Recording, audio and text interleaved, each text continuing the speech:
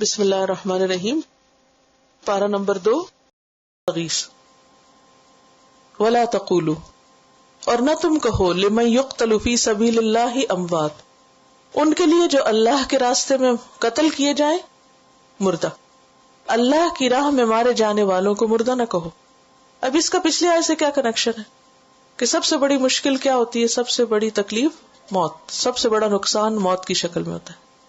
اب اس وقت بھی تم ایسے الفاظ نہ بولو جس سے انسان کا حوصلہ مارا جائے.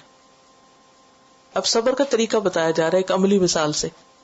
جب کوئی مشکل آئے، کوئی تکلیف آئے تو منفی الفاظ نہ بولے، نیگیٹو تھنکنگ کو ختم کرے، زبان سے بد دعائیں نہ دے کسی چیز کو.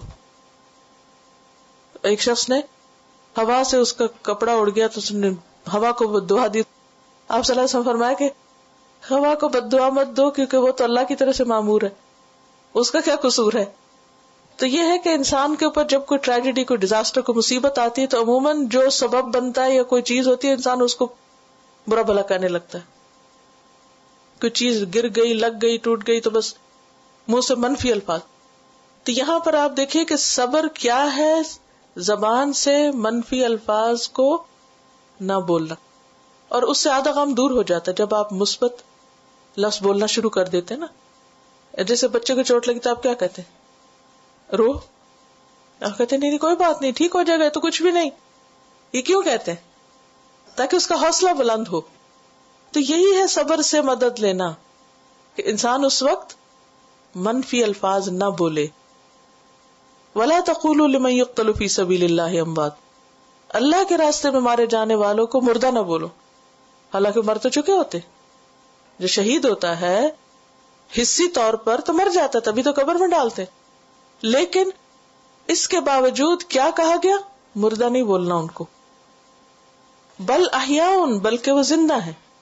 ایک اور جگہ پر آتا ہے بل احیاء، بلکہ وہ زندہ ہیں. عند ربہم، اپنے رب کے پاس. یرزقون، رزق دیے جاتے ہیں.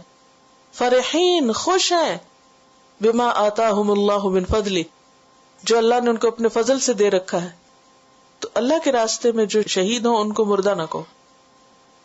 وہ اللہ کے ہاں رزق پاتے ہیں، وہ بہت خوش ہیں. ایک حدیث میں آتا ہے شہداء کی روحیں سبز پرندوں کے جسم میں ہوتی ہیں، اور ان کے لیے عرش کے ساتھ کچھ قندیلیں لٹکی ہوئی ہیں. یہ روحیں جنت میں جہاں چاہتی ہیں سیر کرتی پھرتی ہیں، پھر ان قندیلوں میں واپس آ جاتی ہیں. اور یہ صحیح مسلم کی حدیث ہے. تو اللہ کے راستے میں جو لوگ دشمن کے ہاتھوں مارے جائیں ان کو تم مردہ نہ کہو. وَلَٰكِن لَا تَشْعُرُونَ، وہ زندہ ہے لیکن تم کو شعور نہیں. تو اس سے کیا پتا چلتا ہے کہ ان کا معاملہ علم غیب سے تعلق رکھتا ہے. ان کی موت خاص موت ہے. ایک ہوتی عام موت جو ہر زندہ کو آتی، اور ایک ہے خاص موت جو آتی تو شہیدوں کو بھی ہے لیکن وہ عام موت سے فرق ہے. عام مردوں کی نسبت ان سے معاملہ فرق کیا جاتا ہے. ایک ہے موت مطلق. مطلق کیا ہوتا ہے؟ Complete death. اور ایک ہے شہید کی موت جو بظاہر موت ہے لیکن حقیقت میں حیات ہے، زندگی ہے. لیکن کیسی زندگی ہے؟ ہمارے جیسی نہیں. اب آپ دیکھیے، ایک ہے زندگی اور ایک ہے موت، اور ایک ہے ان دو کے بیچ کی چیز. ٹھیک؟ زندگی کیا ہے؟ جیسے ہمیں ملی ہوئی. موت کیا ہے؟ جیسے وہ لوگ جو جا چکے دنیا سے. اب ان کے بیچ کی چیز ہے جو شہیدوں کے لیے. وہ کیا ہے؟ بظاہر نہ ہمارے جیسی زندگی اور نہ مرنے والوں جیسی موت. وہ ایک تیسری چیز ہے. وہ کیا ہے؟ اللہ تعالیٰ فرماتے وَلَٰكِن لَا تَشْعُرُونَ، تمہیں نہیں پتا وہ کیا ہے. تو جو چیز ہمیں نہیں پتا اس کے بارے میں ہمیں خاموشی رہنا چاہیے. اس کو نہ دنیا کے زندہ لوگوں جیسی زندگی بتانی چاہیے اور نہ مرنے والوں کی موت کی طرح ان کی موت بتانی چاہیے. اس کو تیسری زندگی کہتے ہیں حیات برزخ. یہ کیا ہے؟ برزخ کی زندگی. اچھا، برزخ جو ہے یہ علم غیب سے تعلق رکھتا ہے. مرنے کے بعد روحیں کہاں ہوتی ہیں؟ برزخ میں. حالانکہ ہر مرنے والے کے جسم میں جب وہ قبر میں دفن کیا جاتا ہے تو اس کی روح لوٹائی جاتی ہے اور اس سے اٹھا کے بٹھا کے سوال جواب ہوتے. صحیح احادیث سے ہمیں پتہ چلتا ہے. لیکن اس کے بعد ان کی روحوں کے ساتھ کیا معاملہ ہوتا ہے, وہ کہاں رکھی جاتی ہیں, اللہ عالم. ہاں, شہیدوں کے بارے میں صاف بتا دیا گیا کہ وہ جنت میں پہنچ جاتی ہیں اور وہ سیر کرتی پھرتی ہیں اور وہ کھاتی پیتے ہیں اور ان کو ایک اور مزے کی زندگی مل جاتی ہے. لیکن اس سے زیادہ ہمیں کچھ پتہ نہیں وہاں کیا ہوتا ہے. یہ علم غیب ہے, ہمیں صرف ایمان لانا ہے, لیکن اس کی کوئی اس سے زیادہ انٹرپریٹیشن نہیں کر سکتے. اس آیت سے چند باتیں ہمیں پتہ چلتی ہیں. ایک تو یہ ہے کہ جو اللہ کے راستے میں مارا جائے وہ شہید ہوتا ہے, زندہ ہوتا ہے. اور اللہ کے راستے سے مراد کیا ہے؟ من قاتل لتکون کلمۃ اللہ العلیٰ, جو اس لیے اپنی جان دے کہ اللہ کے نام کو بلند کرے, وہ شہید ہوتا ہے. کون ہوتا ہے شہید؟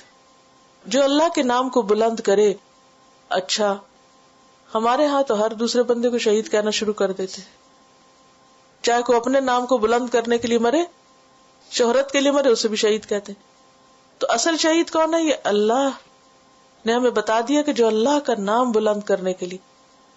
اور اس کے بعد اللہ ہی جانتا ہے کچھ لوگوں کے بارے میں جو کچھ بیماریاں ایسی ہیں جن کا یہ پیٹ کی بیماری سے کوئی مرے یا کوئی ڈوب جائے تو ان کے لیے بھی شہید کا لفظ, یا عورت جو ہے بچے کی پیدائش میں مر جائے تو اس کے لیے بھی عام مردوں سے بڑا اجر ہے, کیونکہ ان کی موت جو ہے وہ غیر معمولی طریقے پر ہوئی.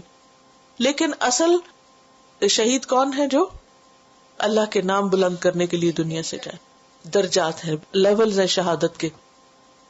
دوسری بات یہ ہے کہ شہید جو ہے وہ ان کی زندگی کا ثبوت ہمیں ملتا ہے اس آیت سے. تیسرا یہ ہے کہ ان کے عمل کا بے پناہ اجر ہے, ان کی عظمت کا بیان ہے یہاں. اور پھر یہ ہے کہ اصل میں تو یہ سمجھایا گیا ہے کہ تم مشکل سے مشکل وقت میں بھی زبان سے کیا نہ نکالو, ایسے لفظ نہ نکالو کہ جس سے حوصلہ ٹوٹے. کیونکہ ایک تو انسان کی چیز جاتی ہے, اوپر سے اس کا morale بھی ڈاؤن ہو جاتا ہے, جو ہے اس کے بھی فائدے سے محروم ہو جاتا ہے. تو کوئی بتائے گا کہ ون سنگل لیسن جو آپ نے شاید سے سیکھا ہو, کیا سیکھا ہے, اپنے لیے کیا پایا اس میں سے؟ برے الفاظ سے یا تکلیف دہ الفاظ سے یا نیگیٹو ورڈ سے ہیں, نیگیٹو لینگویج سے پرہیز کریں. عام طور پہ ہمیں دیکھو کہ لوگ بات چھوٹی ہو تو اس کو اتنا بڑھا چڑھا دیتے, ذرا سی کوئی مشکل ہے اب پتہ نہیں کیا ہوگا, معلوم نہیں کیا ہوگا.